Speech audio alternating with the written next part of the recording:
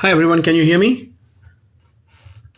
You can type in your message if you can. Yes. All right. So I guess everybody else can hear me as well. So read. Yes. So let's just wait for a minute and then we can start.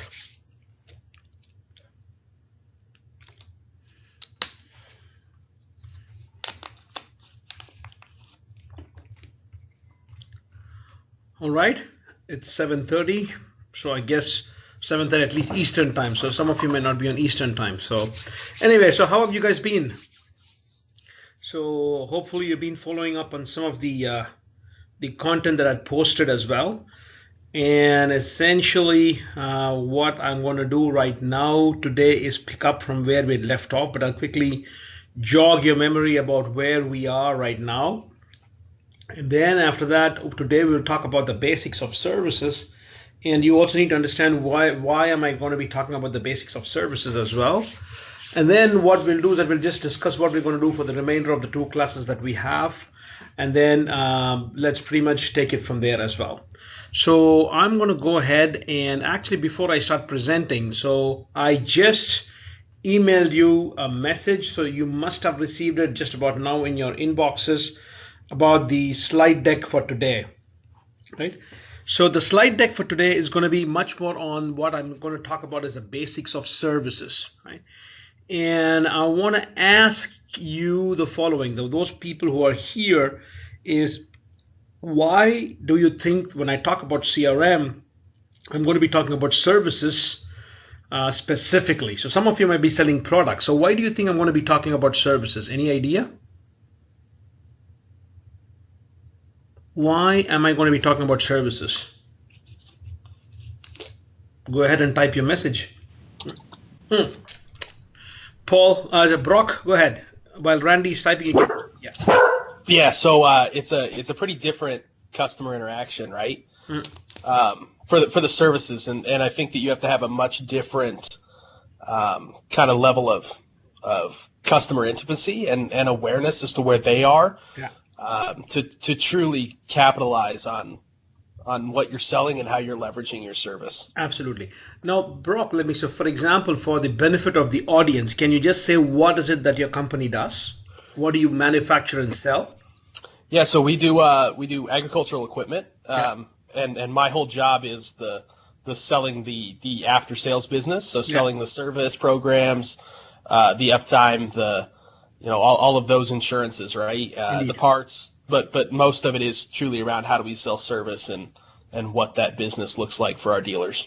Absolutely. Now, given the fact that in the last class, again, you worked a lot on different technologies, and then in the next class I'll try to weave all of them together, all the different technologies that you talked about. But the key thing that everybody need to understand here, and then I'll give a chance for Randy to also jump in, is no matter what we sell, if we take a look at the concept of customer relationship management, the idea is we have to deliver on whatever promises we made to the customer, right? And what you will see increasingly is that even for hardcore companies that sell products, right, there is going to be a service component. So when Brock was talking about the concept of uptime being that if a machine fails, what it means to the customer is if the machine fails, the customer cannot put it to use. And if I cannot put it to use, I'm not getting the results that I'm looking for from it. So which means that I am not going to get the benefits from it. So essentially, I might be selling a product, but every product that we sell has a service linked to it. Now, for those of you who work in the services business already, you know the importance of how critical you have to deliver on the promises you made to your customers. So even for hardcore products, that the value that you create is as much with your product as much as it is in terms of how you make the product available to the customer whenever the customer wants it. What happens if it fails? So it's got to do with your customer service when things fail. So essentially everything that we sell, go back to what we're talking about. When we began this class by talking about the concept of selling solutions, and a solution is an answer to the need of a customer. And in order to fulfill a solution, we'll find out very quickly that a great product is fine, but we have to customize the product. We have to customize our offer. And anytime we customize, automatically there is a service component to it. And that service component to it, if we fail to deliver on it, your product might be a great product, but if the customer does not have access to it at a time that is convenient to them, or if your product is not available when the customer wants it, or if your product breaks down and the customer is not going to get the benefit of what has been promised to them, it is going to be a failure of your solution. And what does a failure of your solution mean in terms of customer relationship? Which means that your customers are not going to be happy. And if your customers are not going to be happy, then what's going to happen is that your customer relationship is in jeopardy. So that is pretty much why we'll talk a little bit more about understanding the basics of services. And for those of you who are in product business, what you forget is that the moment you go into a solution business, the moment you go into maintaining relationships with your customers, that the service part is sometimes where you might fail. And I can bet my bottom dollar that if you take a look at your customer satisfaction scores, you'll see a lot of time for purely product driven companies that a lot of times the level of dissatisfaction your customers have is not necessarily with your product, but it's actually with service failures. That is, hey, they had a problem, they had something broke down and they tried to call you, but they couldn't reach you, or it took you forever to come back and fix their issues. Similarly, for those of you in services, pure services, you will see that you understand what I'm saying a lot more, because services have a human component to it as well. And when we work with humans, what you'll actually see is that humans cannot start standardizing the way they perform like machines do. And when that happens, when you fail in that service, what happens is that the customer is not going to be happy, and it has an impact on the level of customer satisfaction. And if they're not happy, if the customer is not satisfied, hopefully some of you have already reviewed Putting the Service Profit Chain to Work article. If the customer is not satisfied, which means that they're not going to come back, which means your customer relationship is doomed for failure. So Randy, I like your solution. I like your argument that products are services. Can you elaborate a little bit more on that one? Sure. Just FYI, I have my son here singing his sleepy song. He's 6-month-old, so it's going to be a little noisy until he goes to bed. But I couldn't have said it better myself. Or as you just said, you stated that even though you're selling a product, the service isn't delivering that product and delivering a reliable product. So even if it is just a commodity item like sugar, you still have to deliver on making sure that gets arrived to the customer on time, and that's the service aspect of that. Absolutely. And that's absolutely well put. Bob, what do you think? I know that you are in the education services, so you are purely in the software as a service business, right? Yes. So I guess you realize a lot more as a customer success manager how important it is to promise and deliver on your promises, correct? Yeah, correct. Especially working for a startup in ed tech. There are bugs that our customers can run into, and the big part about that, the customer success part about it, is being able to communicate with the customer, understand what's going on, and then being able to fix their issue, and then assuring them that won't happen again and stuff like that. Indeed. Kylie, any thoughts on this?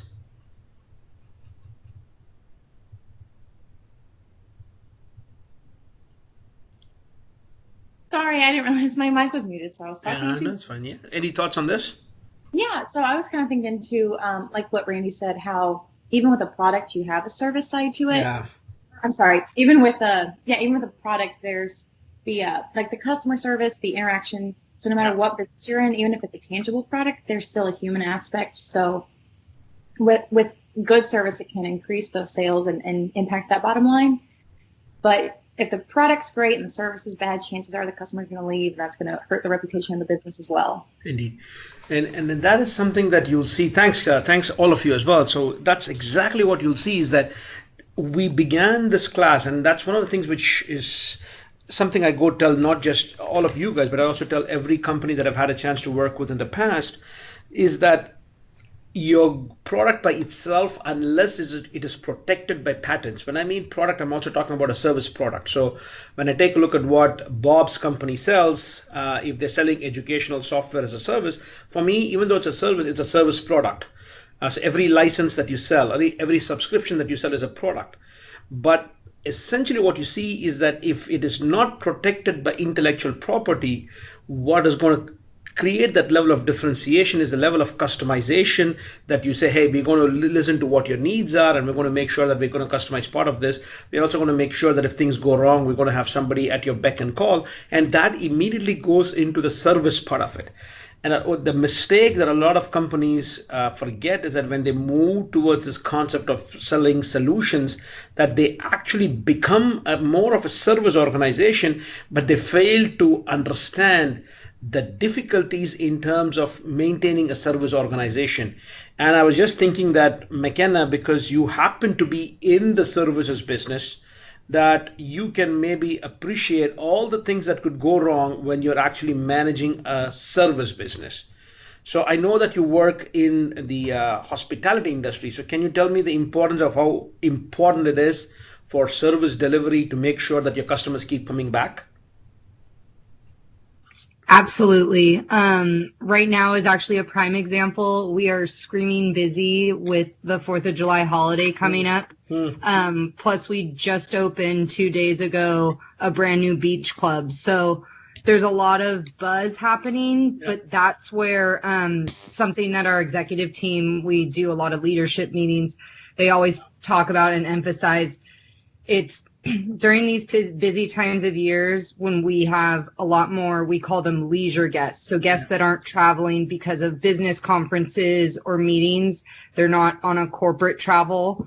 Those are the guests that they don't care that there's a full house of other guests. They expect everything to be perfect, and they're paying a lot of money for it too. So we always talk about the biggest thing for us, because we are a pretty big property, is communication. Whether it's, we say it's a glitch report, and that's, it's an email distribution about a current guest and maybe something that happened, whether it was in a department that you're not in. And basically we like flag that guest. So then we really try to make sure that we do recovery for an issue while they're still on property. Because the quicker you can recover a guest issue, you can turn around their stay. And we find more often than not, those are the guests that come back. Because even though we did maybe something that they didn't enjoy at one point during their stay, what they really remember is how we recovered ourselves and what we did to make their stay memorable. Fantastic. And what we'll see is that I'm sure that in your case, as in the case of many others as well, is that it is not about making mistakes, because no matter how well we're prepared, something or the other is going to go wrong. It's not about things going wrong. And it's great that you mentioned the concept of recovery, because today when we'll talk about it, we'll talk about what we call service recovery strategies. We will talk a lot more about how do we take care of our customers when things go wrong, that the customers will always say, are you thinking about us, or are you thinking about yourself and your pockets? The more we make the customer feel that it is about them, the more likely they are going to be staying with us, and they will cut us some slack as well. I mean, it doesn't mean that you have to fail horribly in what you do, but that's the whole aspect in terms of making sure that we take care of our customers. And for the others, there's also a couple of things that you should have paid attention to when McKenna was talking about it. And one of the things which she was talking about is making sure that if things go wrong, that we have to email other people within the resort so that they know what is happening. And that is something that we see will happen a lot in service businesses, where they see the importance of different departments that come in contact with the customer, where it is important for one department to keep the other department posted about what has happened with that particular customer. Because if that does not happen, there's going to be no proper handover, there's going to be no proper communication, and it could be that you have two different sets of people talking to the same customer, and the customer will actually realize that the supplier do not talk amongst themselves, and that could lead to a very, very bad experience. That could be one thing happening. The other thing, if you paid attention to what McKenna was saying as well, was talking about opening up a resort, but then you have many different kind of customers. It is also about communicating proactively with your customers. It is also about trying to make sure that you manage the expectations of the customer. And that is what we'll talk about a lot about. Services and service levels are everything about setting the right kind of expectations. And I'll, towards the end of this class, I will tell you why setting expectations is going to be key to all aspects of making sure that you are able to deliver on your promises. Because based on the expectations, based on your communications, the expectations of the customers are set. And if the expectations are not met, then essentially the customer is going to be unhappy, which would then mean that your CRM initiatives are likely to fail, mostly because of the fact that you are not able to meet the expectations of the customers. So before I go into the presentation, we also have Andrea. Do you want to say something about this topic, something that strikes you about the concept of services and how services are linked to CRM?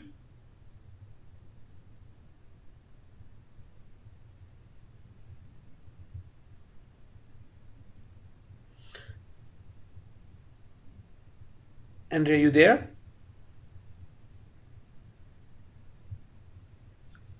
You're muted, Andrea. We can't hear you. Yeah. Oh, you muted yourself again.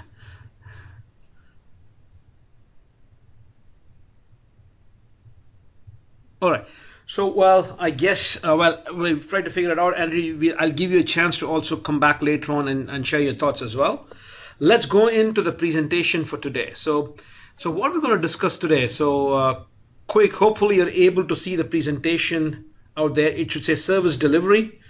And so essentially we're going to talk a lot about the importance of delivering on your promises of the service. Again, why services? Because we said services are an integral part of your solution.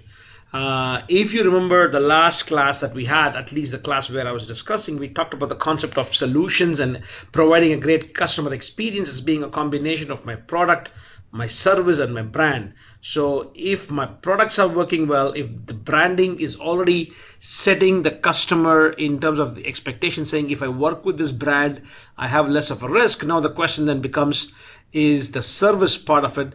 Can we make sure that if the product is working well, if we have reduced the risk, then let's deliver on the services so that as a service package, as a solution package, we're delivering complete value for the customer, right? So in the last class, I had talked a little bit more about the concept of customer experience management. And there I had talked about the concept of why, who, where, what, and how. So let me quickly jog your memory, right? Now we started talking about why do we want to provide a good customer experience, right? And the idea is, if you provide a good customer experience, some of you might have read the article, The Service Profit Chain, which is the reading for assignment 5. And essentially what the service profit chain says is that if I deliver a great customer experience, my customers are more likely to be satisfied. The more satisfied my customers, the more likely they're going to be loyal. The more loyal they are, the more they're going to buy from us. The more they're going to buy from us, the more revenues we're going to get with that customer. But what we'll also find is that the more loyal the customers, the more likely they are to have positive word of mouth. They're going to say good things about our offering, which is going to attract newer customers, which means the cost of acquiring new customers could go down if we have customers saying positive things about us. So if you heard the term customer advocacy or your customer becoming advocates, then essentially that is a good indication that your CRM policies are working. So again, when I provide good experience, my customers give me more revenue, my cost of acquiring new customers goes down. The more I work with customers, the more guaranteed I am of future business, which means that I can plan better, I can increase my efficiencies. And then again, if the more I have loyal customers, the more I maintain relationships with the customers, the more I can actually use my customers, engage with the customers to come up with co-creating initiatives that will drive down my cost of innovation. So essentially what we said was part of my customer relationship management begins with delivering a good customer experience. If I do that good customer experience, I'm going to have a good relationship with my customer, and having a good relationship with my customer is going to give me all the benefits I just listed. So if I have to deliver a good customer experience, the next thing for us that we need to understand is that there are different groups of customers who have different set of expectations. And what you will see is that if the customers have different expectations, what's going to happen is that you will have to deliver according to the expectations of each group of customers. Your inability to deliver according to the expectations in every part could lead to customers not being happy. So essentially, segmentation is a key about understanding the needs of the customers, because if I understand the needs of the customers, I'm more likely to identify what their expectations are. But segmentation is one part of it, but we need to ask ourselves, do we want to focus on meeting the expectations of every customer segment? And one of the things we discussed was about the fact that part of CRM strategy is also knowing which customers we do not want to focus on. So the concept of targeting is about saying, yes, I can segment by market, I can understand their needs, but I should ask myself, to fulfill those expectations of the customers, what kind of capabilities does my organization currently have to fulfill those needs? So we talked about segmentation and targeting. And then we said, well, once I know the target, the next thing I should ask myself is, if I want to create that value for the customer, where can I create value for that customer? And we talked about the concept of the customer journey or the customer workflow. Please bear that in mind, because I'm going to use the same example today, but I'll show you how that is linked to how your organization can take a look at the customer's process and use it to deliver value for the customer. Then we started talking about, okay, and if I do all this, how do I differentiate my offering and how do I make the right value promise to the customer? And that's the value propositions. So for a good value proposition, we said we need to understand the needs of the customers. That again goes back to segmentation and targeting. But the more I understand the needs of the customers, I can link it to my offering to set the right kind of benefits, and then I have to tell the customer why should they choose us over the competition. And the last one, which we did not touch upon, but which is what we will do today, is that once I do all this, next part is delivering on your promises. That's a service delivery. And there's also the go-to-market strategy, which is what I'll briefly describe next week, which is something that is also something we'll explain more in detail in a sales management class. So for those of you who have been in my sales management class, you will know what do I mean by the G2M. G2M stands for go to market. You'll also hear the term route or route to market. So essentially, how do I bring my products and solutions to my customers? And that is one way of creating value for the customers. And the other is delivering on the promises. So for today, we'll focus on the service delivery. And in my next class, I'll briefly touch upon go to market.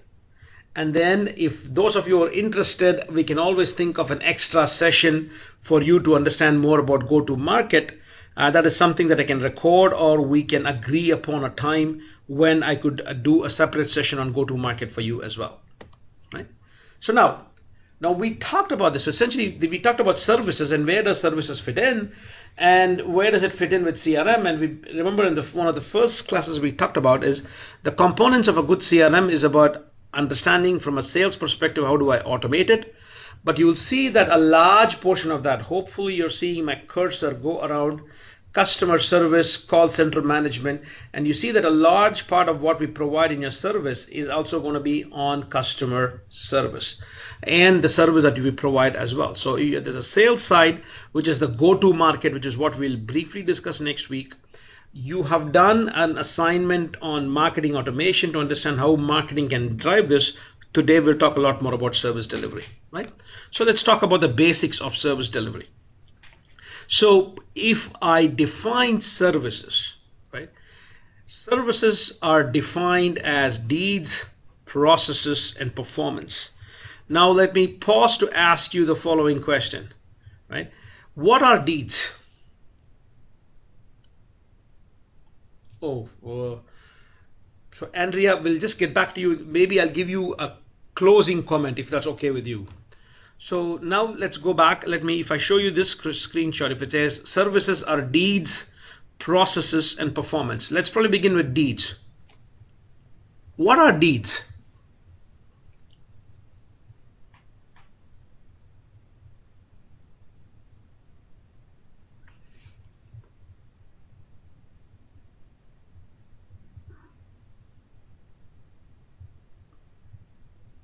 So Randy is typing. I understand that action items you perform for your customers. I love this. Now, of course, so the way I discuss deeds are actions that we take to fulfill something that a customer has that rhymes with deeds. Any idea what that could be? Yep. Absolutely. So essentially, deeds are actions. So what are the things that we as an organization are doing to fulfill the needs of the customer? So which means that part of my service is understanding the needs of the customers, which if we go back to what we've discussed, if you go back and if I've done my homework right, when I do my segmentation, I've already tried to identify the needs of the customer, right? So now, so what we're going to say is that if I take a look at deeds, so deeds we say are actions taken to meet the needs of the customers. So now what are the different kinds of needs the customer has? So the first type of needs, the way we define it is our implicit and explicit needs, right? What are implicit needs?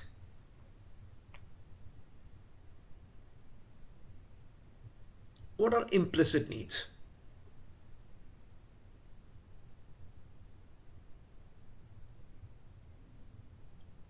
Randy, if you can unmute yourself, it's wonderful listening to your boy as well. It's perfectly fine. Or Kylie, one of you, unmute yourself. Needs that are implied. No. Randy, I will not accept needs. Implied but not directly needed. Interesting. So essentially, the implicit needs are needs that the customer might not always let you know. But they will not let you know mostly because of the fact that they expect you as the service provider to know about it, right? So for example, if I go to a bank, you don't have to specifically go to the bank and say, hey, we are coming here to keep our money safe, right? So essentially that you just assume that if I go there, a bank is a place where your money is safe. Now, for those of you who are affected by what happened in 2008, maybe there were discrepancies there, but essentially, but for the most part, implicit needs are needs that the customer do not tell you, but that's because they expect you to know about it, right? Now, there is a kind of implicit need which the customer does not tell you, but that's what we call our latent needs. Any idea what latent needs are? I might have explained this in class before. What are latent needs? Any idea?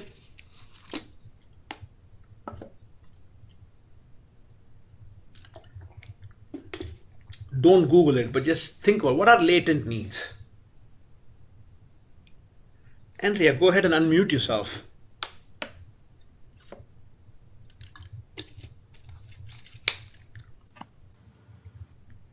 There we go. Yeah, there we go. So sorry, just no technical problem. difficulties. I'm in a hotel room and Okay. hotel Wi-Fi sometimes isn't always the best. Yeah. A latent need is a problem that they just don't necessarily they know that they have. Absolutely. Indeed. So which means that if they do not know that they have, they can also not tell you, right? Right. Yeah. Same thing. So the implicit need is a need that the customer does not tell you, but it is a need that the customer knows. They don't necessarily want to articulate it to you. But a latent need is a need the customer does not even know exists, so consequently they will not articulate it to you as well. Now, in business to business context, what's going to happen is that a lot of times the customer will deliberately not tell you what those are. And any idea why they might deliberately not tell you what those needs are? So they might deliberately not tell you. So essentially it could be latent, but they don't tell you that. Any idea? If they don't tell you their needs, then they have an excuse to tell you no. Yeah. Well, that's one part, but the other aspect of it is that that's not necessarily also to say no. It could be that the more they tell you their needs, even their needs that they may not realize, or if you've realized it as well, guess what's going to happen to your price? You're going to come up with a better value, and the customer might say, wait a minute, oh my God, I gave you that information. Now it's going to come to bite me in the behind. Andrea, you wanted to say something? Oh, just like what you were saying, the more they tell you, they're like, okay, you start formulating a plan, and then the more you know what the customer wants, and then you start thinking to yourself, okay, well, I know what they're talking to me, I know what they want, so I can start adding and adding and adding. There you go. So hopefully what you mean adding is adding more value, but the fact is that adding value. Yes. And the more value you add, remember, go back to the first class, because every value that I add would mean that my cost to serve goes up. Correct. Which would mean my price is going to go up. So essentially, in fear of that. So, but of course, it's going to come to hurt them later on if you don't have the right kind of buyers, because if they don't tell everything to the customers, to their suppliers, they might not get the best possible solution from the viewpoint of the supplier as well. So that's what you need to keep in mind, is that there are implicit needs, and within implicit needs specifically, there's also latent needs that are not necessarily articulated. And then, of course, there are always needs that the customer tells you what they want. That's pretty much what we call articulated needs and explicit needs as well. So that's the difference, implicit and explicit. But building on this, the next one, the Kano model, is, in my opinion, is what you need to really understand. Is the Kano model is something that is extremely critical for you to understand in terms of how the customers prioritize their needs. Right? So let me ask you this. If I say a basic need, right, do you think it's going to be implicit or explicit?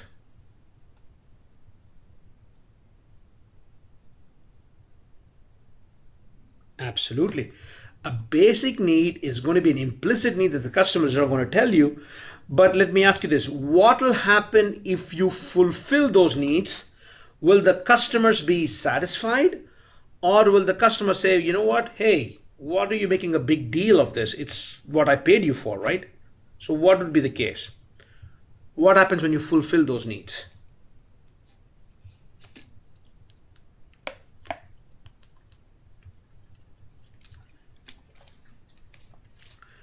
Exactly. So what's going to happen is I like it. It's the minimum. So as Randy and McKenna pointed out, it's the minimum. So essentially what they're going to say is that don't make a big deal of it. So this is what I'm thinking is just so basic that it's okay that you're doing it.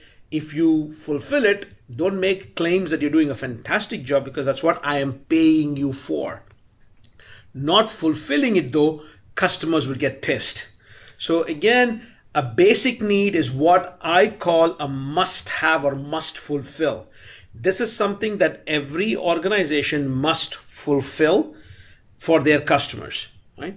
It is an implicit need, but the customer knows about it, does not feel the need to tell you that this is what they have, because this is so basic that they expect you to know about it. Hence the term basic. The next need is a performance need. So a performance need is a need that is explicit, something that the customer tells you this is what they want. If you fulfill those needs, customers are going to be satisfied. If I don't fulfill those needs, customers are going to be unhappy, right? This is what I call need to fulfill. And a good indication for a performance need is you can offer customers different levels of service and see if the customer is willing to pay different price for it. So for example, you could tell the customer, if you talk about delivery times, going into what Brock is selling. So if you say, if the customer says, I want my product in 7 days, or if the customer says 14 days, I can live up without the product for 14 days, or 21 days. Those are 3 service levels. But what's going to happen is that when the customer tells you how important it is, whether it's 7, 14, or 21, you can start varying your service levels according to what the customer explicitly says. Now, why is that important? The more the customer tells you what the level of service that they expect, it is easier for you to set the right expectations and give a customer a price in line with those expectations. So think about the fact that when the customer says, I want something delivered in 7 days, their price point to get the product in 7 days is going to be quite different from if they say 14 days as against 21 days. It's the same thing if you say, for example, if you go to a resort where if it is an ocean facing room as against maybe a room facing the interior garden. So essentially, if the customer says this is what they want, you're going to have different prices because the customer is willing to pay for what they said they wanted. So that's a performance need. A performance need is a need the customer will tell you. It's explicit. Fulfilling those needs will make the customers happy. Not fulfilling those needs will make the customer unhappy. This is what I also call need to fulfill. You also have to keep in mind the more explicit the customer, the more you understand that, the more you can start offering varied levels of service and see what is the tolerance of the customer to go out with different levels of service. Because if the customer is willing to choose between different levels of service, you can offer different prices and you can manage the expectation of the customer better. And the last kind of need is an excitement need. An excitement need is implicit in the fact that the customers don't tell you about it, but it is more latent in the fact that the customer might not even know that the need existed. Now, what happens when you fulfill an explicit need? When you fulfill a latent need? The chances are that the customer is going to be delighted because that's not exactly what they expected. But what is going to happen when you delight a customer once?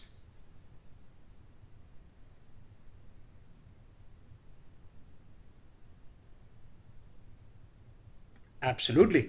When you delight a customer once, the new delight, even though it works for a short period of time, it actually sets the expectation of the customer higher, because now what's going to happen is, till the point in time where you do not fulfill those needs, it was still a latent need. But the moment you fulfill it, it becomes a performance need, which means the expectations are raised. And now the customer might expect you to provide that same level of service that they had before. But guess what? They don't want to pay more for it. But by trying to delight your customers, it could be that you have increased your cost to serve the customer. So that is pretty much why you have to be very careful in delighting the customers. Unless your business model and your processes are not set up to deliver consistently on this new increased expectation of the customer, you might want to think twice before you delight your customers, right? Or if you do want to delight your customers, make sure that you tell the customer this is a one-off and this is not something that the customer should set as a new norm or new expectation, because then in that way you can show them what they are going to miss out on. But you have made sure that by communicating that this is a one-off, you're setting the expectation that they should not be expecting the same level of service every time. So going back, so essentially if you take a look at your basic needs, if I call them must fulfill, if you take a look at performance needs, that is what I call need to fulfill. The last one, the excitement needs, are what I call nice to fulfill, because it's nice to fulfill them, but if you do not fulfill them, the customer might, because they do not even know that the need existed, might not necessarily penalize you for that as well. Now, if I take a look at these three kinds of needs, so essentially if I go back and I show you this, if I show you basic, performance, and excitement, now you tell me, if you have to fulfill the needs of your customers, which are the needs that you absolutely have to fulfill? And which are the ones you could say, well, yeah, we might not be able to fulfill it now, but guess what? The customer is not necessarily going to penalize us for it.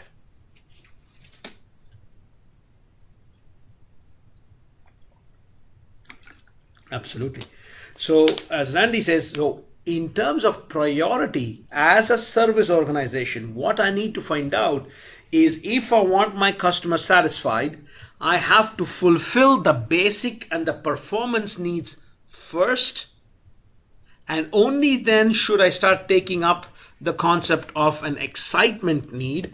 Because remember, an excitement is more of a latent need, that if the customer did not even know that the need existed, it's perfectly fine for the customer. If the customer knew that they survived before, they can go on and survive without those needs being met, whereas the basic and performance are things you absolutely need to fulfill. The reason why this is critical is that when you are dealing with a customer, and when you're dealing with a customer where there are multiple touch points between you and the customer, you will have to gauge that at every touch point with the customer, is that need that the customer going to have when they interact with you, is it going to be basic, performance, or excitement? Because if I know it's basic or performance, I need to make sure that I need to fulfill those needs. And if it's excitement, I need to make sure that, yeah, I do adequately. But even if I don't do it, the customer's not going to be happy. What you do not want is, along the different touch points your customer has with you, that you fail on many points where you're not fulfilling the basic and performance needs. Let me pause here for a minute and let me make sure that all of you have understood what I just said. So any questions on the concept of basic, performance, and excitement needs?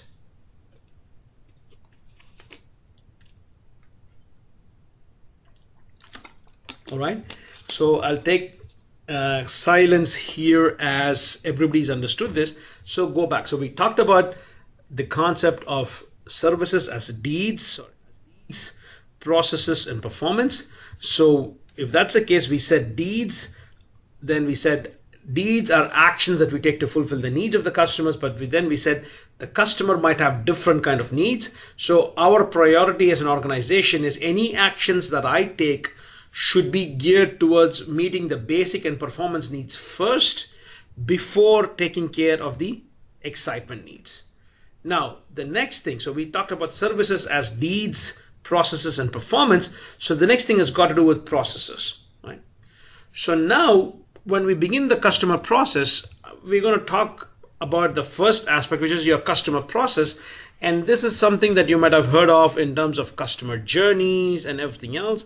And when we talk about customer journey, the customer journey is a process that the customer undertakes when they are interacting with you to fulfill their needs, right? But the key thing for you is that, yes, that when the customer interacts with you in every step, they go through their journey, and in every step along that way, the customer is going to have certain needs and expectations in working with you. So, which is what you need to understand, is that if I want to deliver on my promises so that my customers are satisfied, again, keep the end goal in mind. The purpose of doing all this, the purpose of fulfilling every step in that customer's journey to fulfill their needs, is to make sure that my customer is happy and satisfied, so that the customer is going to have a long-term relationship with us, right? So which means that we have to go and understand every step along the way, what are the needs of the customers, and then how can we go about fulfilling the needs of the customers. And that is what is the next part, so that when the customer finally works with us, they do all this, they will be looking for specific outcomes. And here is where you need to understand there are two aspects of it. One is when a customer is evaluating you, they're evaluating you mostly on 2 points, right? And that one evaluation is they came to you with a certain expectation. Was the expectation overall, were they satisfied with it, right? That's one part. That is the outcomes that they did. They get what they wanted. But increasingly, even that part, the outcome that they received, is going to be influenced heavily by the process by which, when they went through the process of interacting with you, how well did you treat them? And hopefully this is something that you really need to understand, is the customer, when they evaluate the level of satisfaction that they have with you, they are going to first of all ask themselves, did you as a supplier meet their overall requirements? But that's only one part of it. The other part of it is going to be, yes, you met your requirements, but was the process by which you interacted with them, when they were interacting with you, was it also something that was in line with their expectations? So what you as a service provider, you as a solution provider, you are going to be held accountable both for the outcome associated with why the customer wants to work with you and why they came to you in the first place, but also the process by which they came to the outcome. Any questions on this? Because that's going to be very critical into what I'm going to go into next. Questions, thoughts? Bob, what do you think? I'm just picking somebody in random. I just want to make sure that this concept you understand is that the satisfaction of the customer is as much with the outcome, final outcome that they want when they come to you, but it's also about the process outcome, about how easy was it for them, how convenient was it for them to do business with you. Yeah, I would agree with what you're saying. Especially when we look at my company. Indeed. Yeah. We have so we basically do an auto grader for computer science instructors, and when we have customers that have classes of 300 and 400 students, and then we have customers that have classes of 10 and 15 students, they have much different expectations using the product, and then checking in with them, making sure that we met what their expectations, and then that the results that they got from using our product during a semester was what they were expecting. Absolutely. And the fact is, it's also what's going to happen is that it could be that finally the person, your professor might say, okay, finally we got the job done, but man, the process was a nuisance throughout the semester. Does it make sense? So they might say, I'm satisfied with how this software helped me out, but by the time I set it up, by the time there was troubleshooting, you see what I mean? That every step along the way, that is also going to contribute to the overall expectation that they have. And this becomes more critical in B2B, because while the person who signed your order might say, we got what we wanted from you as a supplier, the user might be so pissed off at you. Does it make sense? Yep. That the university that might work with you might say, we got what we wanted, but the professor who worked with you on a day-to-day basis might be pissed off at the level of service that they got from you. Mm-hmm. Right? And that is going to be true for everyone. What you're going to see is that the more you go into B2B, that your ability to satisfy your customers is not just one person that you're satisfying. You need to satisfy different members in the decision-making unit. So while you might go in and say to a person who signed off on your deal saying, hey, this is what we promised, this is what we've delivered, the person might say, great, we're happy with what we got.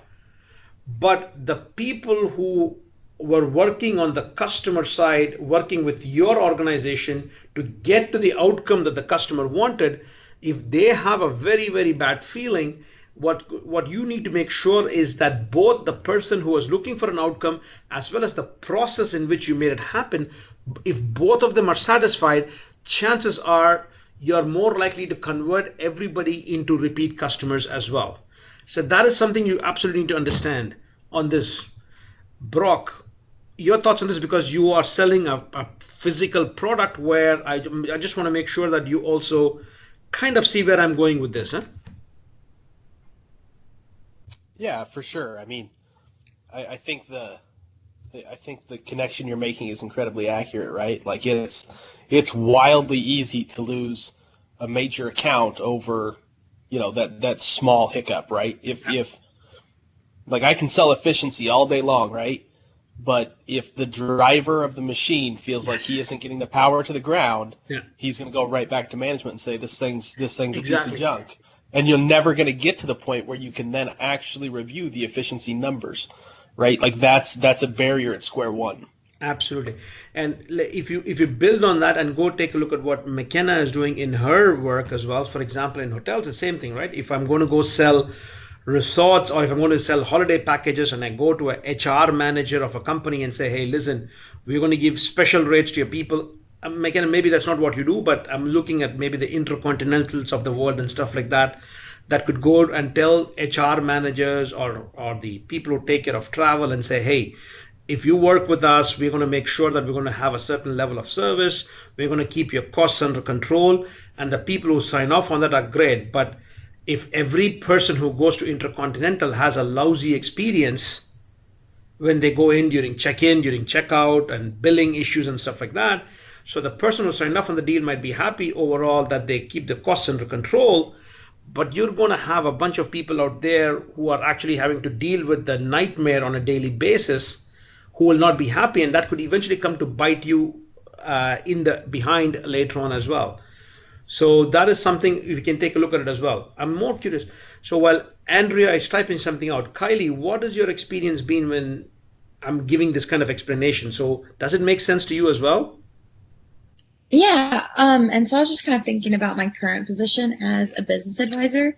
And so because it is so service heavy, we don't offer a lot of products. Yeah.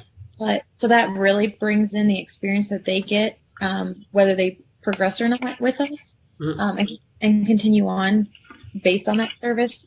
And so when I was thinking about it, how the first interaction says a lot, but even every continued interaction after that, the moment that there's even a relapse or a hiccup, that changes it almost negates everything in the past. Kind of thinking about the psychology of it too. I mean, typically people tend to hone in on negative things because that stands out more because the positive is excellent.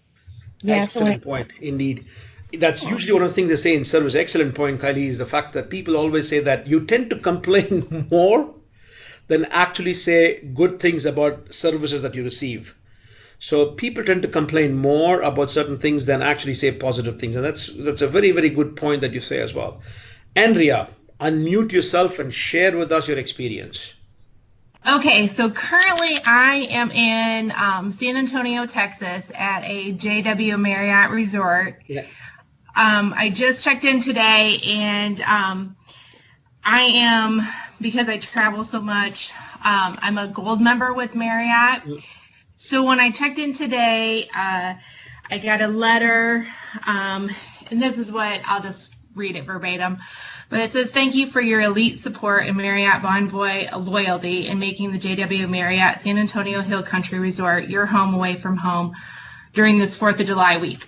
And then they had, because for gold and silver elite members, there was a welcome reception with management today from 4 to 5. Yeah. So that's, I didn't expect that when I checked in today. So, just that level of going above and beyond, and appreciating those members, and then when I was down there, I was able to talk to one of the rooms division managers, and because of my position in education, and I'm down in San Antonio because of FBLA Nationals were here. So I was here with students this week, just talking to him about internship opportunities and things like that. So, we're talking about going above and, just not expected. Indeed. And that's one of those things that you'll also see as well, is that there are many opportunities, especially in services, for you to actually touch your customers in many positive ways. But what you're talking about is a good experience. But I'm sure that for every good experience that you have, I can talk about nightmare experiences that you've also had, not just in your business, in every other line of business as well, right? The hotel we just came from that I stayed in San Antonio was the complete opposite. Good and bad experiences. And I forget who else is in the hotel industry in our class, but Indeed, I think it's McKenna, and she's typing something out there, and you're absolutely right. And the fact is that, I can grow across the people in this, and I can bet my bottom dollar that every one of you has had some sort of an experience where you take a look at a service provider and you do two things. One is, was my overall objective met? So, for example, I went to a hotel. A hotel is just something that everybody can identify with, right? I went to a hotel. We had to do it overall. Okay, was it exceptional? No, but I was happy with what I got for the price I paid, right? That's one part. But on the other hand, if you start picking on small things, say, for example, oh my God, but having said this, if I think about all the things that happened, so I had a disaster when I checked in. They pretty much, I waited forever for the people to get the bag to my room. You see what I mean? The refrigerator was not working. Overall, my objective was met, that in the price that I wanted, I got a hotel room that was okay. But every touch point that I had, if I mess up, then essentially what's going to happen is that something is going to weigh a lot more than the other outcome. So essentially that's what you need to keep in mind. In business to business, as Brock said, it becomes even more complicated because the person who signs the deal with you, who's responsible to make sure that you do repeat business with them, might feel that they're getting the right level of service because you promised them certain things, but the way you went about providing the service is not necessarily felt by the person who signed the deal. And if you don't take care of both the person who signed the deal as well as the person who interacts with you on a daily basis, chances are that despite delivering on overall promises, but because there were glitches in your way you treated the different stakeholders of the customer's organization, you could end up losing the whole business. In fact, that's what I normally say when I go and when I advise companies. I say, don't just take a look at the level of customer satisfaction, but also talk from the viewpoint of how easy was it for you to do business with that particular supplier. If your answer is, I had outcome that I expected, that I wanted, but if I do not have a very good ease of doing business with you, chances are that if you have a reasonably good competitor, that you will actually lose that particular customer, even though you're delivering on the outcomes, right? And that's something you have to be careful about as well. So I'm glad that most of us more or less understand. I'm now taking a look at Bob and Randy, and so McKenna said something out here. So Bob and Randy, anything else that you wanted to add to this, or can we move ahead?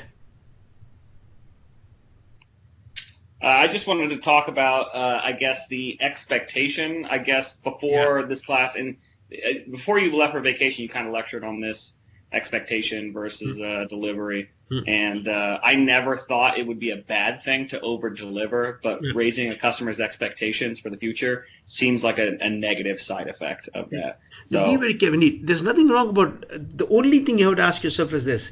It's perfectly fine to, I call it much more under-promise and over-deliver. Right? The idea is that, that's pretty much where you delight the customers, but understand that once the expectation goes up, that if you have not managed that expectation right, saying that it's a one-off, your cost to serve just went up. And that is what, that's a good point. I guess managing expectations is really the key to not increasing the future expectations. But always, I think, even if you say this is a one-time thing, they're going to think maybe it could be a two-time thing. So I still think even if you manage your expectations, they're still going to expect that the possibility is there, even if they're not going to get it. Absolutely, right? And that is because of the fact that the moment they've seen it, it's no longer a latent need. It's something that they know is out there and they can actually have access to it. Now, if they can get it for free or if they can kind of arm twist you into doing it, that's the best possible thing for them, right? So, yeah, absolutely. And Bob, did I begin this whole thing with asking you the question, or did I? Yeah, I started. Okay, there you go. So anything else? So since you started, you're the alpha and the omega. So I'm going to close with you on this one. Any thoughts? Final thoughts? No, I think everyone's kind of covered it. The biggest thing, like the biggest challenge for our company with like managing those expectations is constantly keeping your customer engaged. Yeah. You know, we have customers that are using our product or our service and kind of fall off the face of the earth, and they're still using it, but they're not really engaged with the company or the customer success engineers as much as they should. So that's one of our biggest challenges as a startup. But it's just not a startup. It's just not an issue for you. I'm sure it's going to be an issue for every organization where you are going to go in and you're going to sell something that the people are not used to. What do I mean by that is, any organization, when you go in and when you either displace a competitor or you are going to replace the traditional way that the people in that organization are used to working, you're always going to have a drop in engagement because people start asking themselves the effort that they have to put in to engage with you. And that is something that you really need to take into consideration, because a lot of times, especially in your line of business, Bob, is that if you don't get your customers engaged, the chances of the customers coming back and renewing could go down because they may not see the value of what they get. And you are unique in that fact that you belong to one of those service providers where you need the customers to be more engaged in what they get. Because if they don't get the value in what they are signed up for, chances are that there are no barriers for them to stop them from moving on to somebody else. So that is going to be a biggest challenge in terms of getting the customers engaged, and we'll talk a little bit about that later on today and also in next class as well.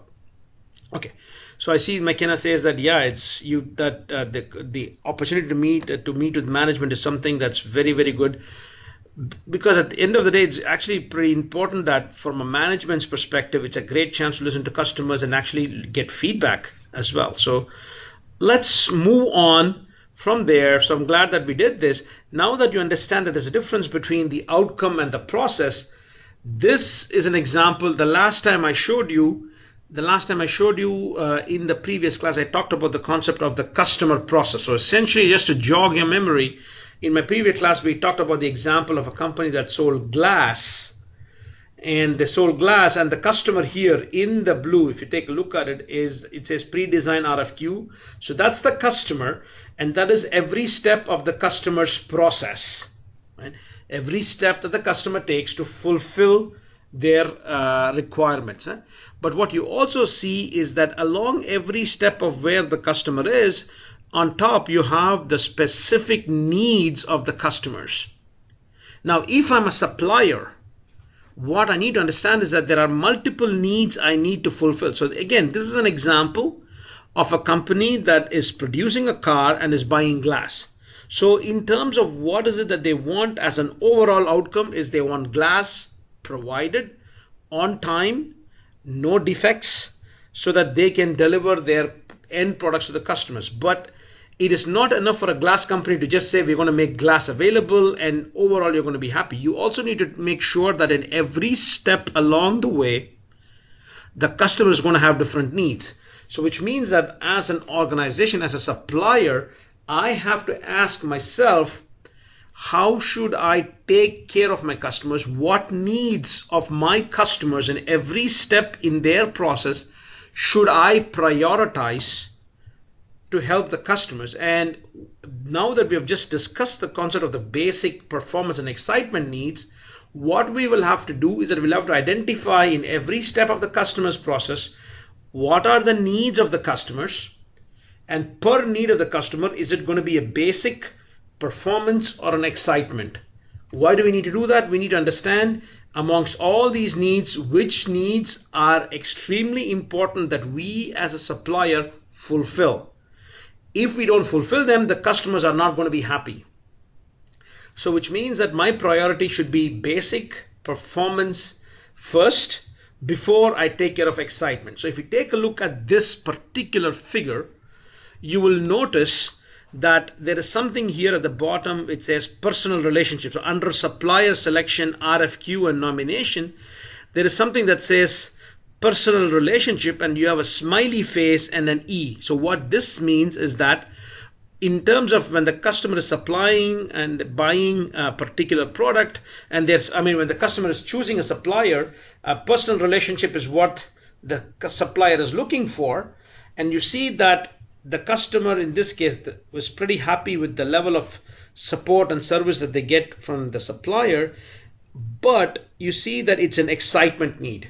But you go a little bit further and you see under the concept of development, there's something it says res engineer, and you see it is seen as a sad face and it's a performance need. So what you should interpret this is the following. When it comes to certain needs of a personal relationship, you as a supplier are doing well, but that is an excitement. That's a need that the customer can perfectly be fine even if you don't fulfill it. But when it comes to a step further on, where it's very, very critical for the customer to see that, hey, I would like to have somebody from your company on my premise helping us out.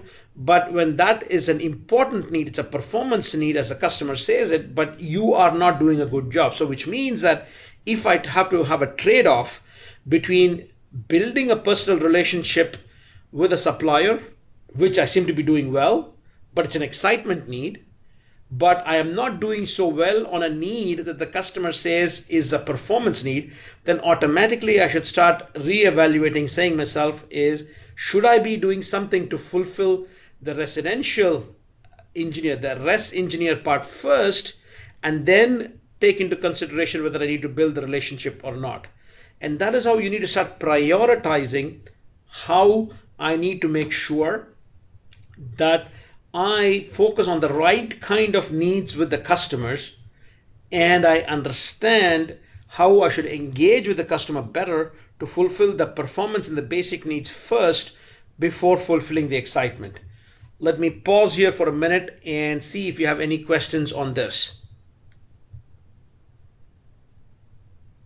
So I'm just showing you an example of why you could have multiple needs, and you could be focusing on the wrong kind of needs and keeping the customers delighted, thinking that the customer is going to reward you for it, but maybe you forgot something which the customer thinks is important and you're not doing a good job, and you could end up getting penalized for it. It's kind of going into what Brock was saying earlier as well. Any comments, thoughts on this one? All right. So if not, let's move right along. So now, when we talk about the customer processes, when we talk about everything, when we talk about deeds and processes, one of the things which is something that you also need to understand, especially when we talk about services, is the following. A lot of the time when the customer goes through a process, it is not always necessary that you as a supplier have to fulfill everything that the customer wants. Sometimes, and that is what, going back to what Bob was saying, is when I am going through the customer's process, sometimes I have to realize which part of the process needs to actually be done by the customer themselves, right? So which means that when I am fulfilling the needs of the customers, sometimes I need my customers to be engaged in their own value delivery process. So let me pause here for a minute and give you an example. How many of you have purchased something from IKEA? Has anybody purchased anything from IKEA? Yep. And essentially when you put, so Randy, I think you're missing out on something. Not just their Swedish meatballs. If you go there, are you based in Indy? If you're based in Indy, you should go to the one, I think, isn't there one by Fisher's? There's something out there. So Zionsville, there you go, Zionsville. So again, IKEA, if you take a look at it, it's a very simplistic version of what I think Bob undergoes on a daily basis, which is IKEA, it completely relies on you as the customer to actually put together the product. Am I right? Unless, of course, you're so bad in your skills that you actually have to commission somebody from Amazon, or maybe even get IKEA to come and fix it up for you. Right? Now, this is a B2C example. Okay, there you go. So Andrea had her 13-year-old kids put together, which means that you have an extremely handy 13-year-old. So essentially, I usually get everything sorted by third-party people. Again, the reason why I give the example of IKEA is part of the service delivery process and the experience process to the customer is where the customer needs to be engaged themselves, right? Now, in the case of what Bob sells, when he talked about customer engagement, Bob, can you give us a little bit more insights into why it is critical that your customers need to be engaged in their own service delivery process? Yeah. Excuse me. Yeah, because the service that we provide are really the tools for those instructors. So they do have to be engaged because they're putting their curriculum, their exams, their assignments, their tests. They have to.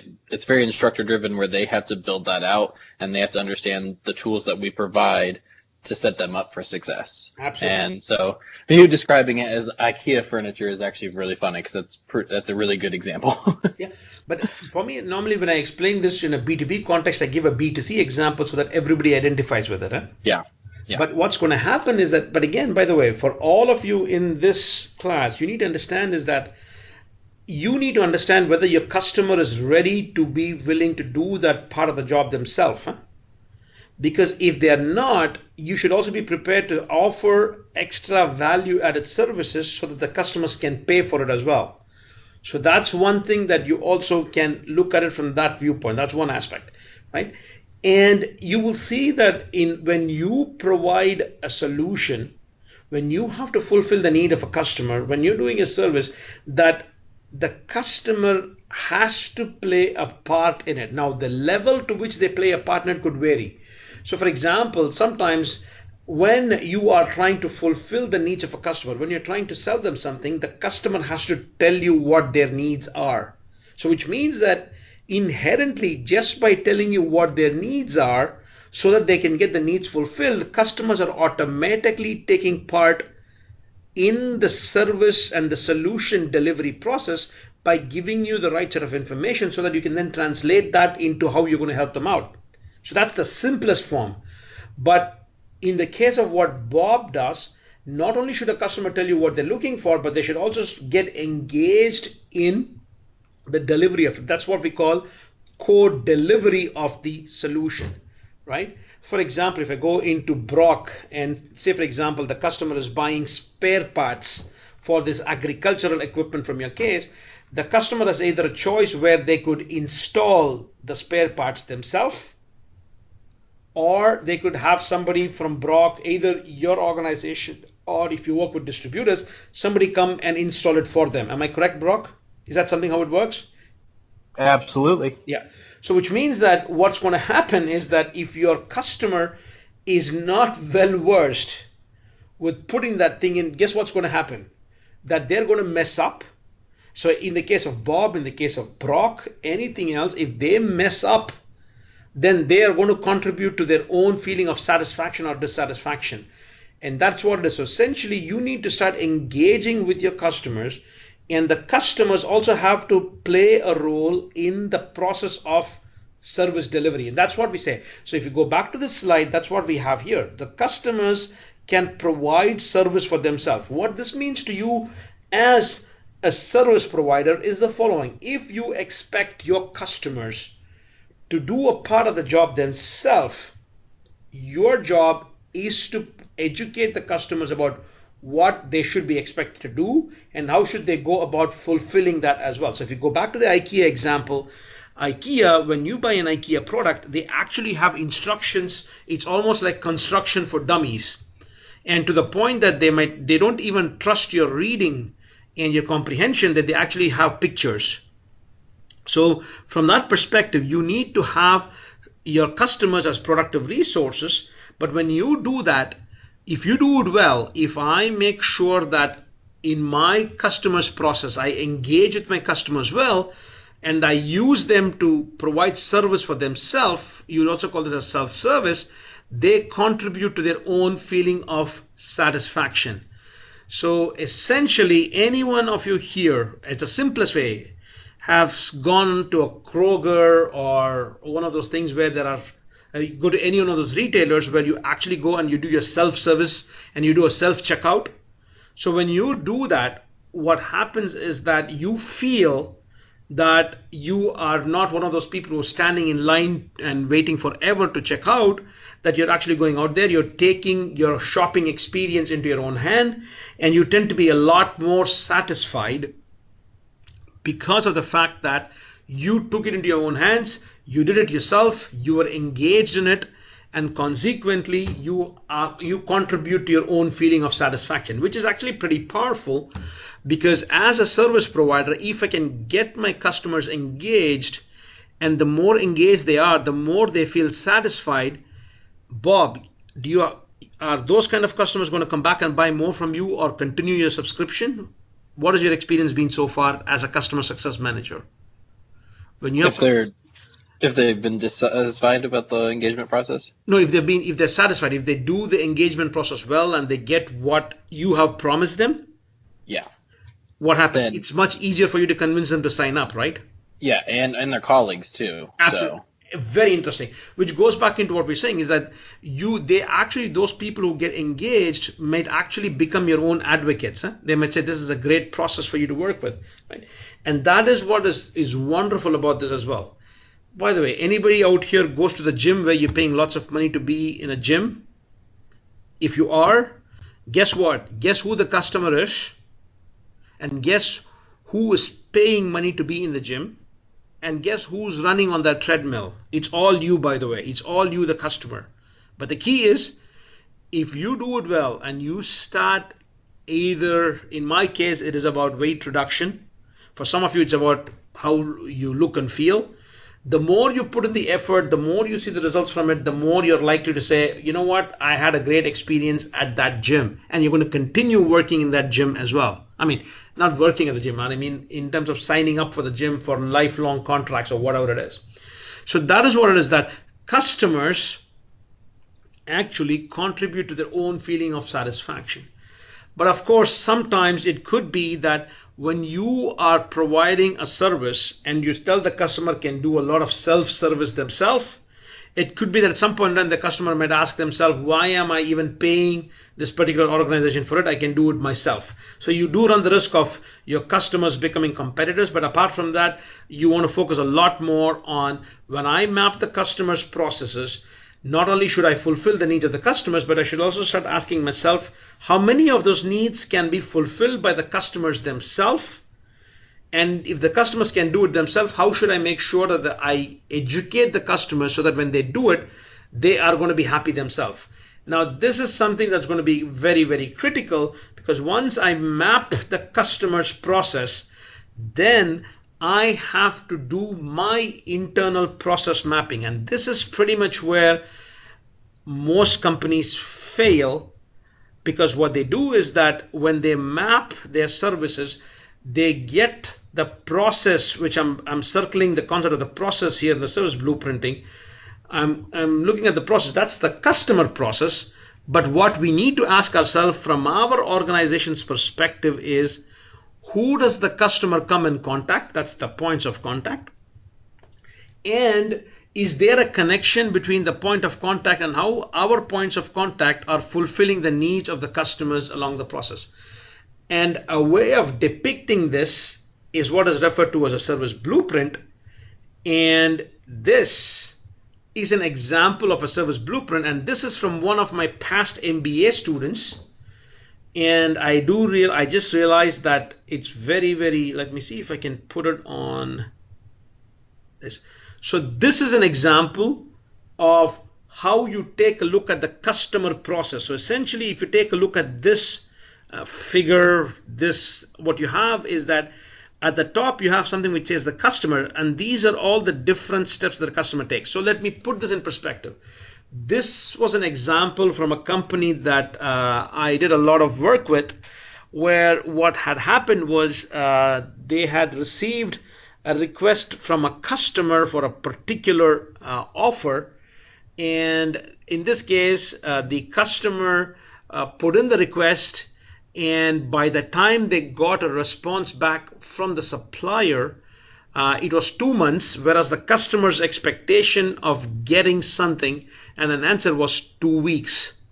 So what we have is the expectation is 2 weeks, but the customer got an answer in 2 months. So the customer was very unhappy and they decided to go with somebody else. So what happened in this organization, this was a very, very important customer. So they said, what went wrong here? Why was the customer's needs not met? And so what they decided to do was they decided to completely map the process of the customer all the way from when the customer comes in with a request. So hopefully you're able to follow this. It starts with a *1 and all the way when the customer comes in with a request, and then the customer receives the answer, and then the customer places the order, then the order is kind of fulfilled, then it is shipped, and the customer pays. These are all the steps that the customer undertakes. But this is the customer process. But this is pretty much where you see that in order to fulfill every requirement of the customer, you see that there are different departments involved in the supplier's organization that need to work together to fulfill specific needs of the customer. So what happens in many cases is that when you start moving towards selling solutions and making promises, what's going to happen is that every department that has to work together to fulfill the needs of the customer works at its own pace.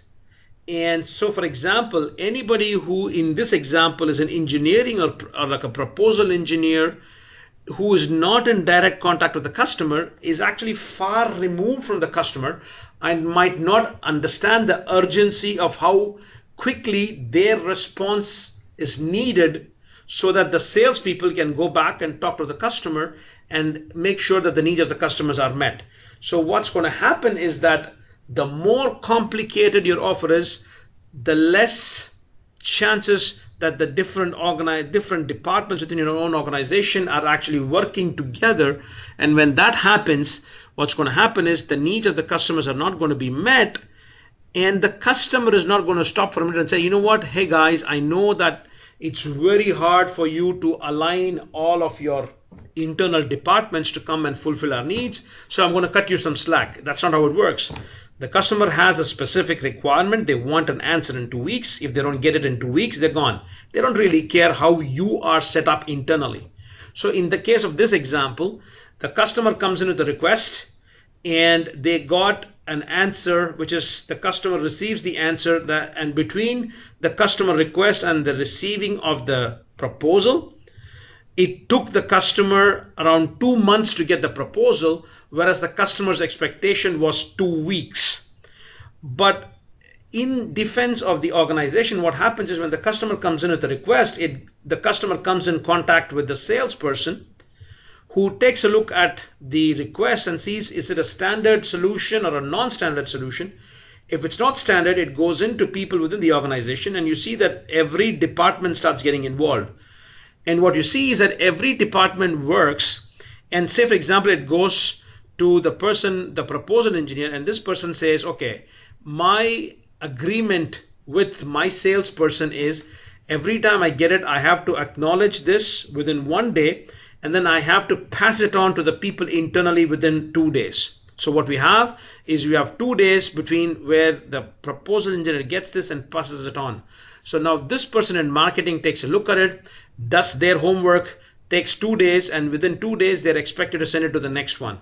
So you see everything adds up, but when everything adds up, this internal time frame does not match what the customer has. And when that happens, your internal processes are not set up to fulfill the needs of the customers.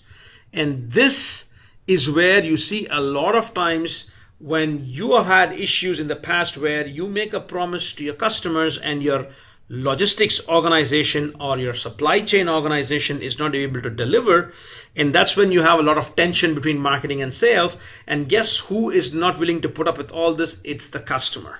So this concept, this is what we refer to as a service blueprint, and this is what we refer to as touch point management between the customer process and your internal process.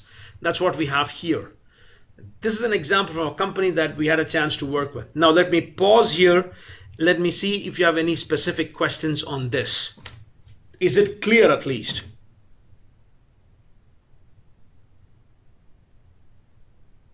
Kylie, what do you think? Have you talked about design thinking in any of your classes?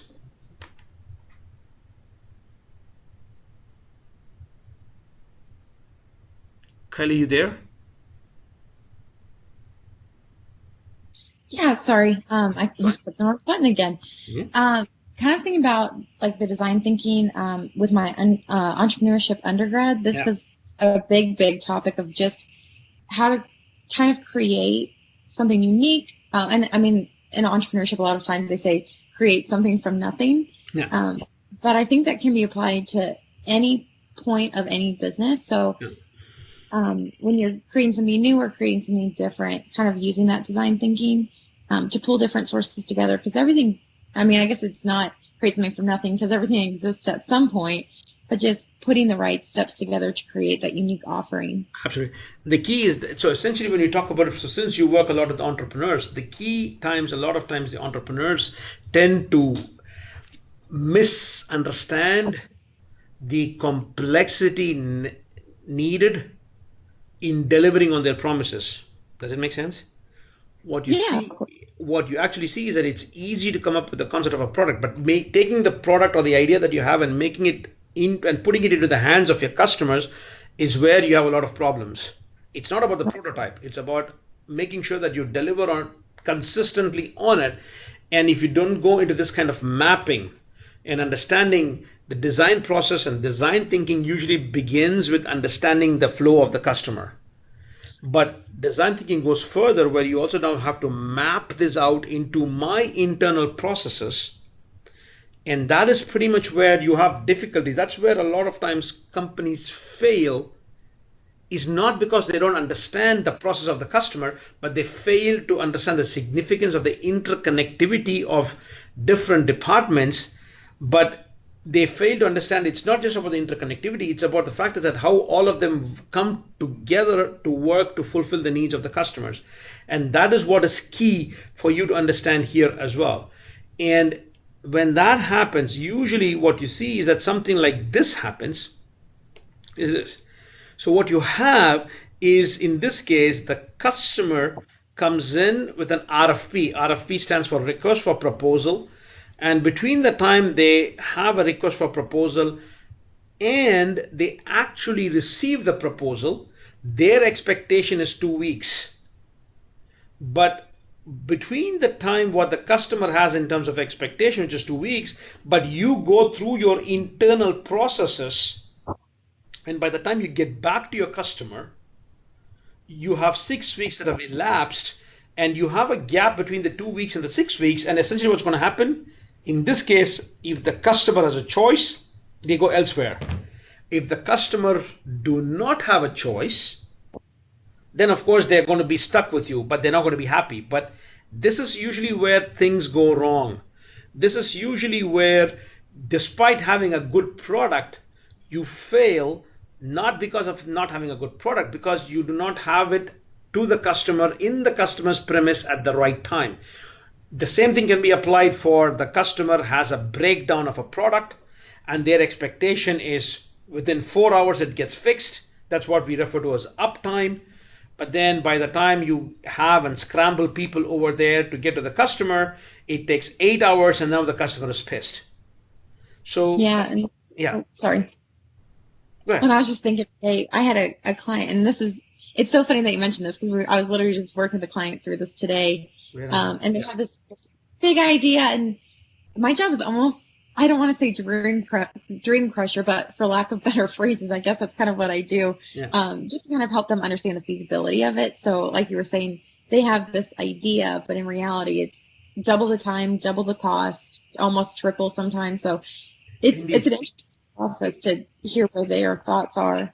It's good. It's interesting you talk about this. So my job is, if I am the salesperson, I know that the customer comes in with an expectation of, let's say, for example, 2 weeks. And I know that the way my organization is set up, there is no way that I can deliver it in 2 weeks.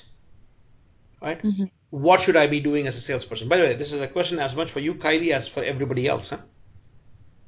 Yeah, I mean, just from personal experience, and in different positions I've been in, but the number one thing I've always learned is transparency. So stating that up front of this isn't completely feasible, but maybe we could try this, or we could look at this, or just offering different solutions. Absolutely.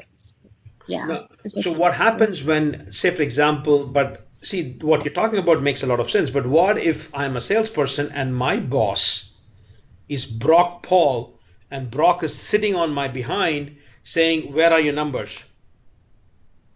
Isn't that right, Brock? Isn't that what you would do? Yeah, absolutely. That's what you would tell, right? If you're my sales manager, what are we going to say? Yeah. I don't really care. You bring the orders in. Figure it out. Indeed, figure it out. My boss's favorite thing. Yeah, but that's an excellent point. But what's going to happen is that if my boss does not have my back, what is a salesperson going to do? If they're going to try to come up with ways to try and figure it out, but if they're not going to do it, what they're going to do is they're going to say, you know what, that's not my headache, it's going to be somebody else's headache. So what am I going to do? I'm going to take the order. But the rest of the organization now starts struggling to fulfill that order. But guess what? As a salesperson, it could be that I have gotten the order and I have moved on. and somebody else is now responsible for the customer. Brock, I see you've unmuted yourself. So what? No, I was gonna say, right? Like you take that order, and we see it all the time, right? Like, yes, this machine will do this. Take the order. I just put all new guidance systems in 3 tractors because salesman told them that it would read the data that they were putting into it, knowing full well it wouldn't. But Brock's got a checkbook, and he can upgrade it, and then it'll work tomorrow, and I don't have to eat that on my commission. Indeed. And that's what's going to happen. And by the way, this is true for every one of you in your business. That's what's going to happen. If I go back to what Bob is doing out there, it's going to be the same. Your salespeople are going to sell. This is what it's going to do. It's going to be easy to implement, and you're going to get these benefits. And then in comes the customer success manager saying, what the heck was promised? And that's not exactly what we can actually do for you. And that's everything that happens. Same thing. Randy, what is it that you guys sell? Remind me, I'm just getting old. We sell discovery services. There you go. So now, so essentially what's going to happen is that discovery services, I love it. So the customer comes to you, if you're in sales, you go get the order, and then your organization, you could say, I'm going to give you a report in 3 weeks. And your discovery services and the report that you come up with takes 6 weeks. You see what I mean? Yeah. I was going to say the outline that you had originally, it seems very standard to what I do in my role, right? Mm-hmm. So customers reach out and they say, hey, do you have capabilities in this? I really want to know. If it's something routine, then we can have a proposal out to them in a few days. It goes to our bid writer, who for us works out of Hyderabad, India. Yeah.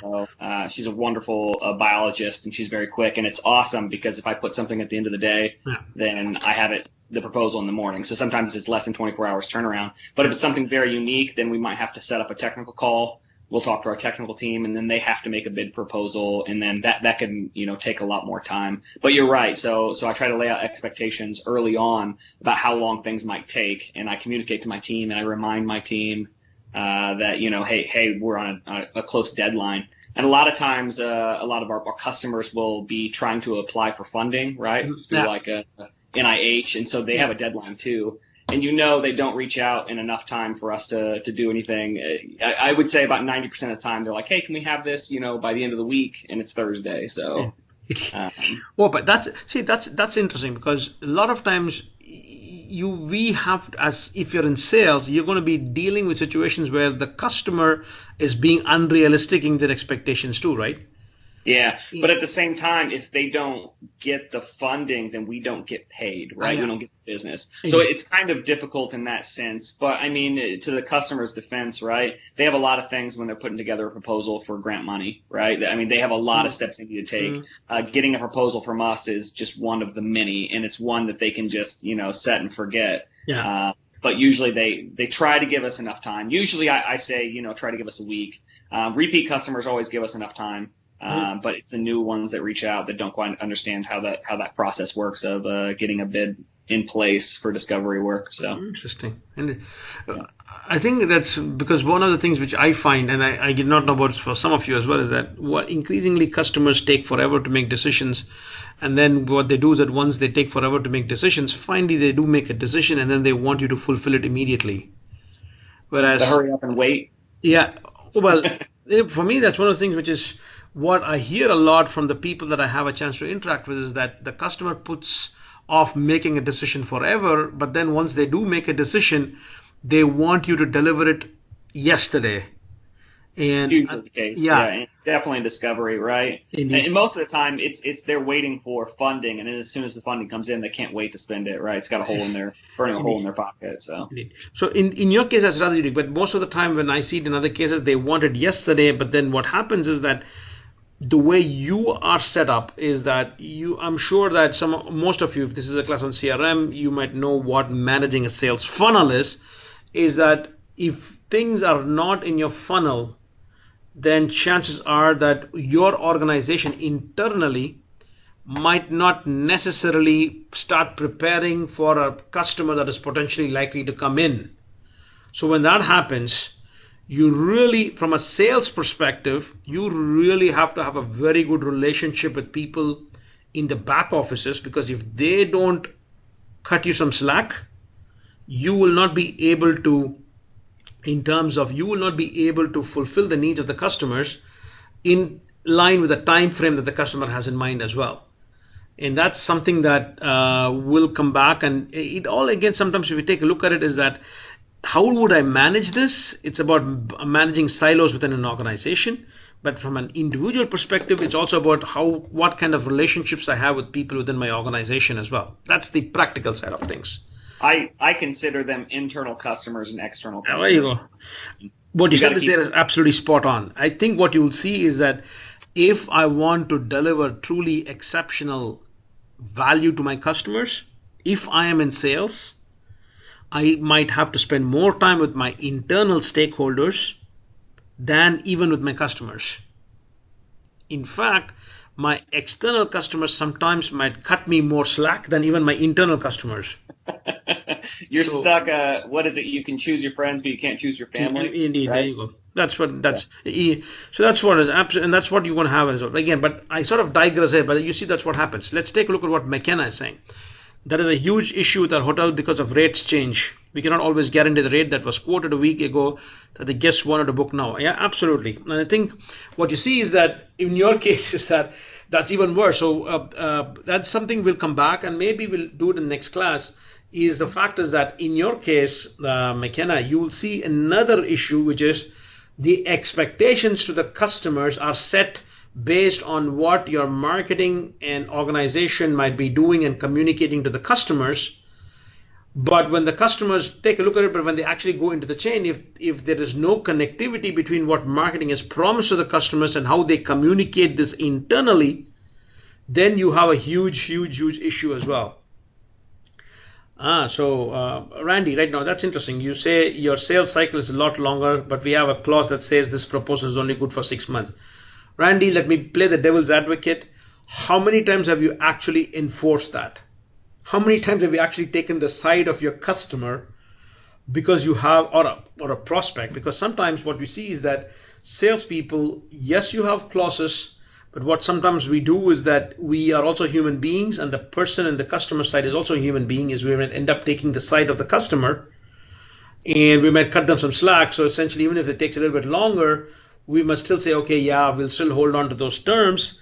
But suddenly what's going to happen is that when that happens, it's just not about maintaining those terms. But in your case, if your people within your organization need to plan according to that, and if it's 6 months and if it's not coming through, then in their head, that's a project that's not coming in. So which means that they're going to divert the resources into something else. And if it does come through, even though you made a special case for your customer, your organization is not ready now to actually come and fulfill the needs of the customers. I think it's very, very interesting in terms of what it is. And what McKenna is saying is that that's something that you see happening a lot as well, is that actually that's even worse. Your marketing team and what's happening on your website is something that is stored out there. Your salespeople don't have a clue what is being said. And then when the customer comes into your hotels or stuff like that, and they're going to have a person, and guess what? The poor person in front of the customer is going to bear the brunt of all the unhappiness of that customer as well. So that is something that you'll see happening as well. And guess what? A lot of it has got to do with what we're saying here is sometimes not mapping out the customer's process and how the different departments are involved internally. By the way, for those of you who are interested in kinds of lean operations and stuff like that, you will see that everything below the customer line, typically you might hear the term BPM. BPM stands for Business Process Mapping. Business process mapping is typically used in organizations where they're trying to align their internal processes and make sure that they increase the efficiency of internal processes. But the problem with most BPMs is that their internal process and the optimization of your internal process does not involve keeping your customer satisfied. So I'm more interested in increasing my efficiency, and I don't really care about what and how it fits in with the customer. Whereas if you take a look at the sales and the marketing people, they're more interested in taking care of the customers. And sometimes, essentially, that's what leads to fights where you'll hear things like, hey, the salesperson says, why the organization says, hey, why don't you make the right kind of promises? Why don't you make the promises that we say we are asking you to do out there? Whereas then the marketing person says, but why don't you for once listen to what the customer wants and then change what you have to provide to them as well? So you see that happening and the tension happening a lot. But when this is happening, the customer really doesn't care how you're organized. They just know that they came in with an expectation and they didn't get what they wanted. That leads to service failures, which leads to loss in satisfaction or a reduction in satisfaction, which could lead to customers churning or deciding to leave, right? And one way by which you can start getting the different departments aligned here, this is an example of something that I have personally never seen or worked with a single company that does this successfully. But this apparently is an example I picked up from the web, is how you try to make sure you try to get different departments. Again, link it back to this. So essentially, if you have all of these different departments working together to fulfill the needs of the customers at the top, then essentially you see this is a nice way of how to make it happen. So what we're trying to say is that there are multiple business processes that we might have within our organization, but these processes are there to fulfill the need of your customer. And you have something called as an internal metrics. That is, if I take a look at these internal metrics, these are the metrics that I should set to my teams so that my teams will decide to work together so that they can fulfill the needs of the customers. But because we have a common metric, it will force the people from the different departments to work together. So it's a common metric that will drive people from different departments. And when you read the article on silo busting, and that's something that I sent a long time ago, hopefully it comes back to you, you'll see that, go back and take a look at the article on silo busting. And one of the things they say is that we need to coordinate the actions between the different departments so that we all need to work together to fulfill the needs of the customers. And one way of doing that is aligning the key performance indicators, the KPIs of different people in different departments. Now, the purpose of a figure like this is to understand, to fulfill the need of this customer, all of these departments need to work together, which means that you need to set up common KPIs across all of these departments so that you fulfill the needs of the customers here. Because if you don't set common KPIs, guess what? They are not necessarily going to be willing to work with each other as well, right? So that is the whole aspect of this. So essentially, you need to map the needs of the customers and then link it to metrics that will force force different people from different departments to work together. You don't do this, your service is bound to fail, and your customers are going to be unhappy, which, by the way, is the last part, which is the last part of the services. So we began by talking about services delivery as in understanding the needs of the customers, linking the needs of the customers to the different processes the customer has. And if I do this well, it will lead to my performance, that customers are going to be happy, right? Unfortunately, what happens in many cases, this is something that many of you might have seen, right? How many of you have seen this in some form or the other before? This one, I'm talking about the cartoon that I have here.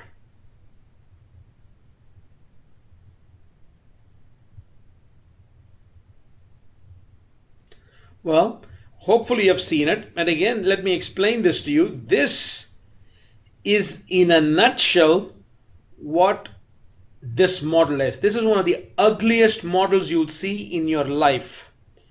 But this is what is used a lot in service quality literature. In fact, for those of you who talked about putting the service profit chain to work, in the service profit chain to work, one aspect of it is service quality. And the service quality is defined by the difference between what the customer expects and what is the actual value that they get, right? And what we'll do is that, and to explain this model is what we have here, right? And what we'll do is that at this point in time for today, we will stop. When we come back for the next class, what I will do is that I will finish this and I'll finish the next one, the GAPS model of service quality, and then we will discuss the assignment number 5, which is actually a very, very important part, which actually goes into how we should be understanding the needs of the customers, which I think is kind of a nice overall view of what it means to have a good customer relationship strategy as well. And so essentially that's what we will do out there. And then what I will then do is that then once I have this, and then I'll start linking it to the other exercises that you have done in terms of inbound marketing, sales enablement, and I'll give you some more insights into that and how it connects into CRM.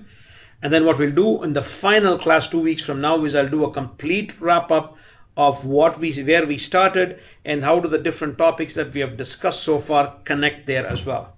Right? Questions on this so far?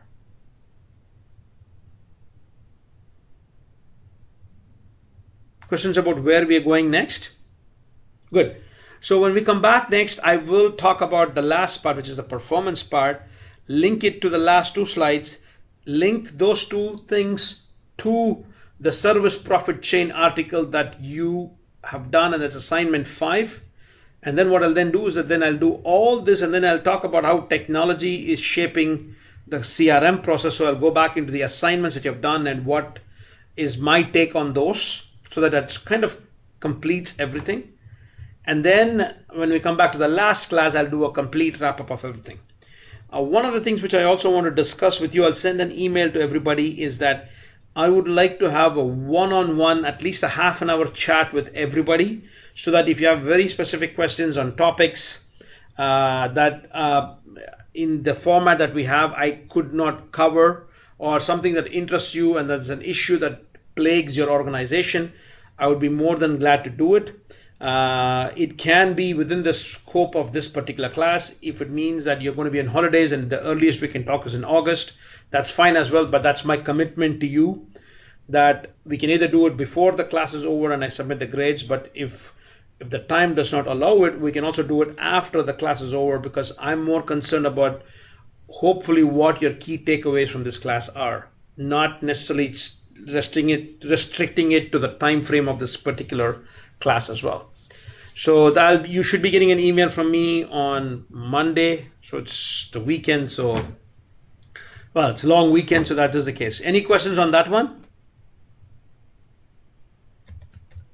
Thoughts? If not, let me not keep you on this. It's 9:17, so it's almost time for you to probably go out. Not go out. Pretty much go out and then at least relax for 4th of July. So I wish, if nothing else, I wish you a safe 4th of July, a wonderful 4th of July with the friends and family. And I'll see you guys next Wednesday, same time.